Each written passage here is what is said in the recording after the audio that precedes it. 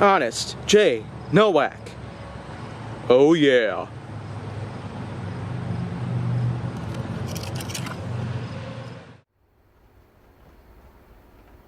A pleasure to meet all at last, and welcome back to the Legacy of Supers here on HGN.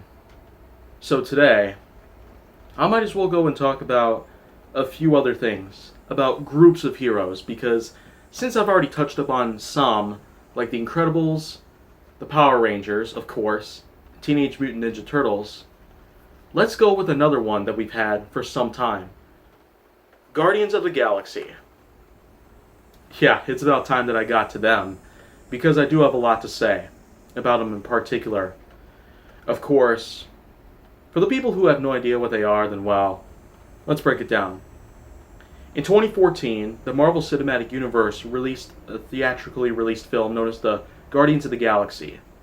It was centered on a group of heroes, including one Peter Jason Quill, also called Star-Lord, Groot, Drax the Destroyer, Mantis, Gamora, and Rocket Raccoon. Now, of course, all these members of that team, they were amazing at the time. Mantis, of course, didn't make it until the sequel came along in 2017.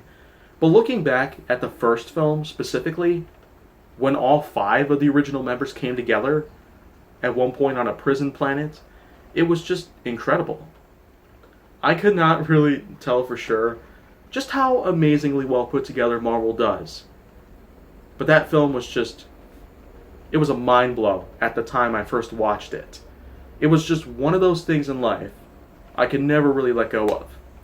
A group of heroes in the Marvel Universe coming together in the Marvel Cinematic Universe with actors including Zoe Saldana, Dave Bautista, Bradley Cooper, and of course Chris Pratt, whom we've already known from the Lego movie, and eventually we would be able to see Chris Pratt on screen again in the Jurassic World series, which has yet to have another sequel pretty soon. But at the same time, we're also supposed to expect another Guardians of the Galaxy film within the next couple of years.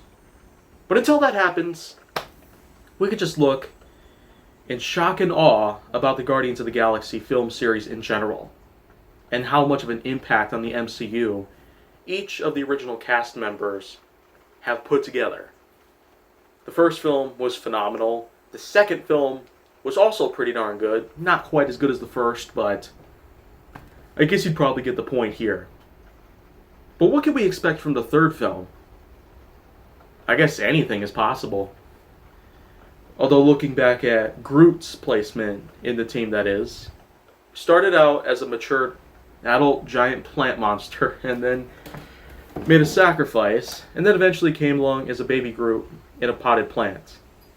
In the second film, Groot would grow up over time, but as far as how it is in recent times, there's a good chance that by the end of the third film, which might come out a couple years from now, we could probably expect to see Groot fully mature, just like in the first film. That's just a random speculation I have put together, but it is possible that we can see Groot become just like in the first film, before getting killed. But I tell you, it's just phenomenal. A full-on 9.8 out of 10 for the first, 9.0 for the second. Even though I've only seen it once, I could probably look back at it again at some other point in time. But of course, there's only so many Marvel Cinematic Universe films that we have to look upon. Although, I could go for a marathon. Maybe. But if you want to see more go down to my channel, then make sure that you like, subscribe, comment, follow me on social media, and stay on the Hollywood side.